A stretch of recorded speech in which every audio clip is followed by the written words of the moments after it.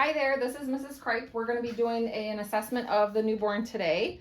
So you can see our new mannequin that we're going to be using today, but the first thing we're going to start to do is the weight of the infant. We're going to take the weight of the infant with everything off.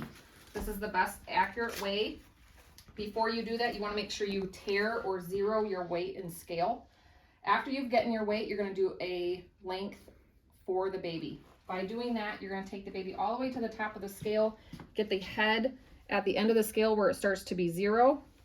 You're going to stretch that leg out as far as you can. This one's only going to let me go to 15. So when we go to the bottom of the heel for the infant. So this baby's about 6 pounds and 15 inches. To start off with our assessment, we're going to first take respirations and heart rate. Respirations need to be for 1 full minute because their respirations are irregular and erratic. So 1 full minute over either one side of the chest and the lateral side, and you're going to listen for 1 full minute. You're also going to listen for auscultating the clear lung sounds. Most of the time their normal is moist at first until they clear out the mucus. Next we're going to do apical heart rate. That is for 1 minute over somewhere in the chest. It's a little bit compressed compared to an adult. So you're going to place the stethoscope over the chest and listen for 1 full minute. Normal heart rate is 110 to 160. After that, you can take a blood pressure and temperature if it's indicated. Temperature is taken under the arm for the amount of time that the thermometer allows you to. We only do rectal if it's indicated, because if not, we might perforate the rectum, okay?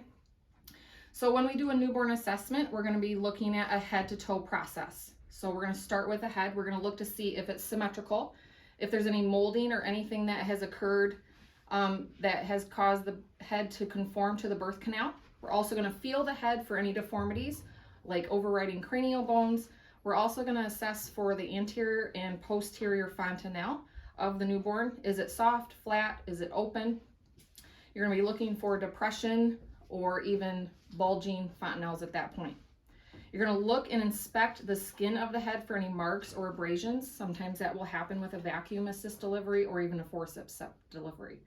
If we use an internal fetal monitoring, you'll have also a mark related to the scalp electrode that actually goes into the layer of skin.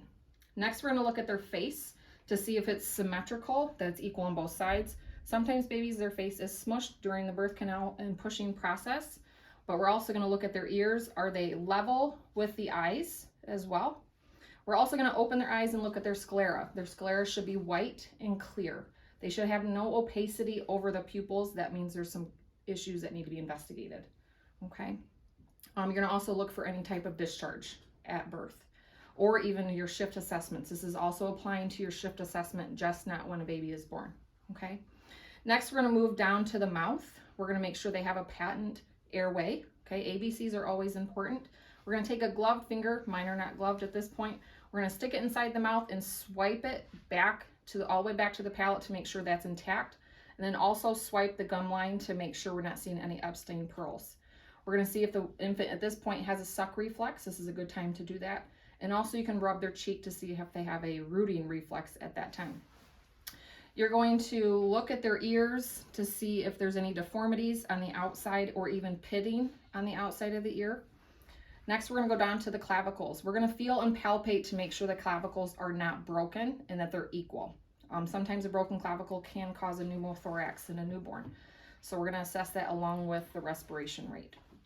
Next, we're going to go down to the chest and the trunk. We're going to look at the skin and of the integumentary system for the baby. Are we looking for birthmarks such as stork bites?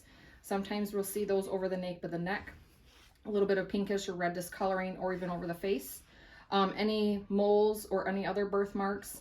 On Hispanics or African Americans, you'll see a Mongolian spot over the buttocks on the back. You're also going to flip the baby over and look to see if their spine is in line with itself. You're going to take 2 fingers and run it down their spine to make sure it is straight. We're looking for scoliosis, okay?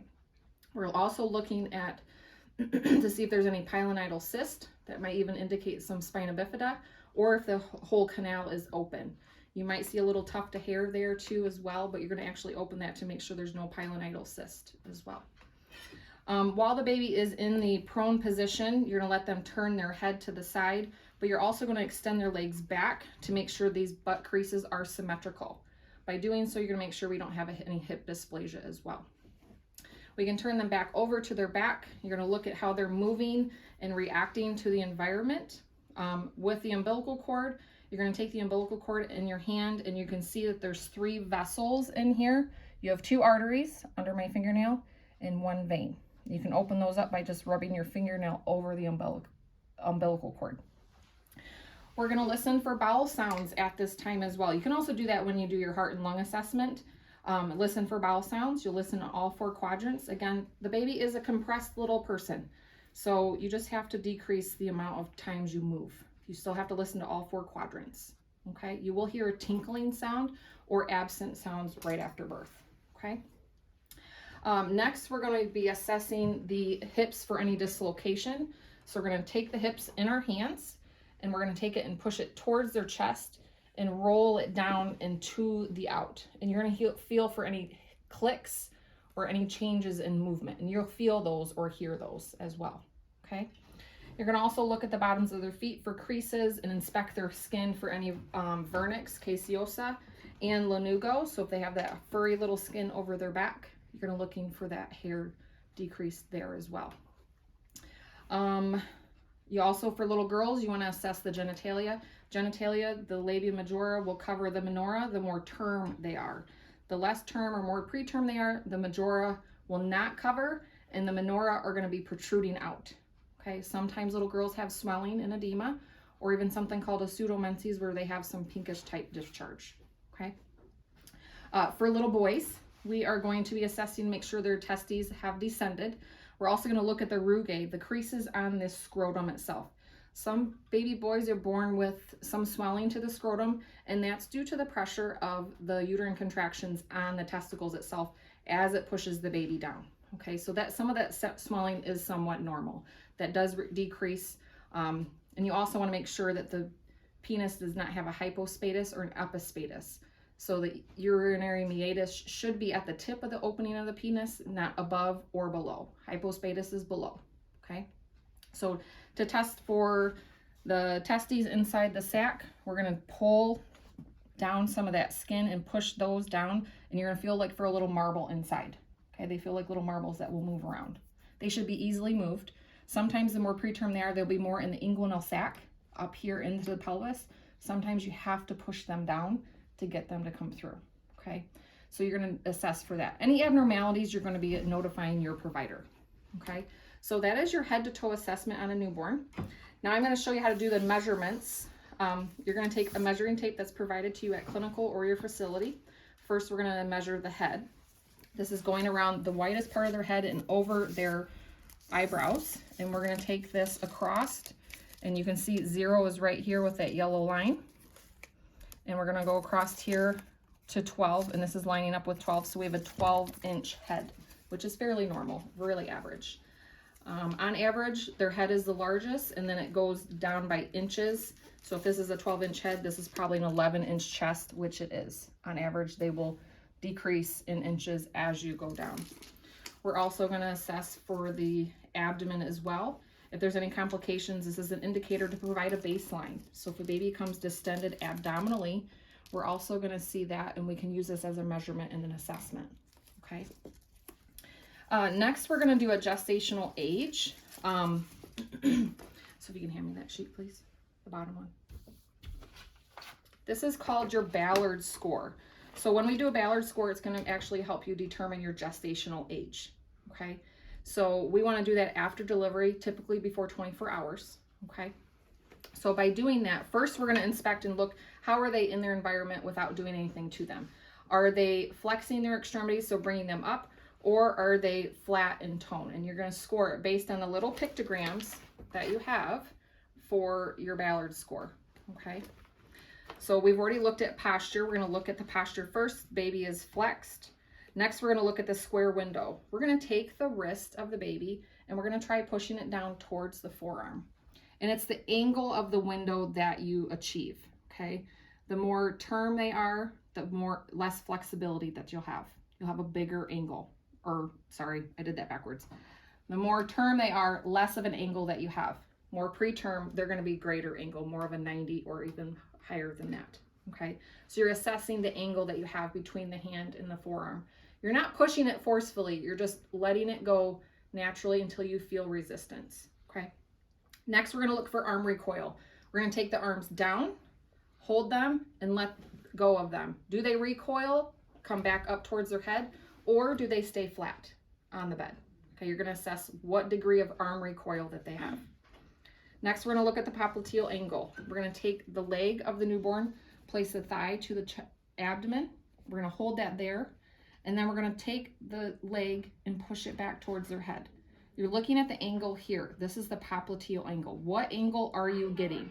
Okay, so we want to make sure that we're looking at that correctly.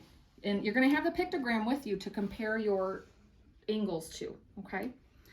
Also, next we're going to go with the scarf sign. We're going to take the arm of the newborn, okay, and we're going to bring it across the chest as much as possible. And really, if you can bring it up to you're going to bring it across like this to as much as you can midline with just hitting resistance, okay? And you're going to, again, look at the pictogram to see where they really are flexing to, okay? So this baby would not hit midline, okay? This baby is less term, or is more term, sorry, okay?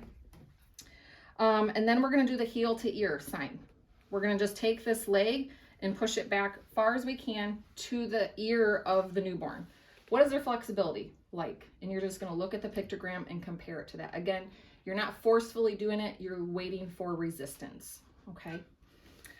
Next, we're going to look at physical maturity. We're going to look at the skin first. Or can we see a lot of vessels, which means preterm? Is the skin red and ruddy color, really red, or is it pale pink? Can we see less vessels? In this baby, you see a few vessels, but not a lot over the chest, okay? Is it leathery or is it cracking? The more parchment type paper cracking or peeling that you see, more creases, the more term your baby is. Preterm has really nice, smooth, delicate skin, and you see a lot of vessels, okay? Lanugo, we're going to look at the abundance of the lanugo, how much of that hairy fur they have over their back. Are they devoid of it? So is it coming up? And the more preterm they are, the more of the lanugo they will have, okay? Next, we're going to go to the plantar surface. We're going to look at the bottom of their foot. We're going to see how much of the foot has creases over it. Just like you have creases in your hand, they have creases in their foot. The more preterm they are, the more smooth that skin will be. This does not have much for creases, so this would actually be very smooth, very preterm. However, if you look in the pictures in your book, you have more creases, and we're basing that on the thirds of your foot on the baby, okay? Next, we're gonna assess the breast. We're gonna assess by rolling your finger over the breast bud itself, and you're gonna feel the little breast bud underneath. The more preterm they have, the less breast bud that they will have at that time, okay? You might not be able to feel it at all, or if they're fully preterm, they'll have a full areola that will rise off the chest a little bit, and you'll feel a little bit more of a 3 to 4 millimeter size of the breast bud itself, okay? Now we're gonna look at the eyes and the ears. Are the lids fused? Are they open? Are they easily opening themselves? Because at some point they are gonna be fused until they open up. Usually at above 20 weeks gestation, they're not fused, okay? But we're also going to look at the arm or the ear recoil. We're going to look to see how well the ear is defined, and we're going to look at the pinna, okay, the curvature of the ear. Is it nice and defined, or is it flat and thin? Okay, we're looking for that. We're also looking for recoil. We're going to take the ear, push it to the side of their head, and let go. Does it stay, which is preterm, or does it recoil and have good cartilage formation and spring back to normally where it was? Okay. Genitalia. So this is a male. This is a male. You have two sections. If it doesn't apply to their sex, then you don't do it. So there's a male and a female portion. So if it doesn't apply, you don't score it, obviously. For males, you want to assess the scrotum. Is it smooth? Is there rugae in there? And are the testes present? Are they descended? Okay, and that tells you the testes, if they're preterm, will be up in the abdomen still. They have not descended completely. And they won't have rugae. They will have a very smooth scrotal sac. Okay. Females, again, is based on how much of the labia majora and minora actually cover that part. Okay. Sometimes they'll have a little bit of swelling as well. So you base it on the pictogram for the gestational age assessment. Okay.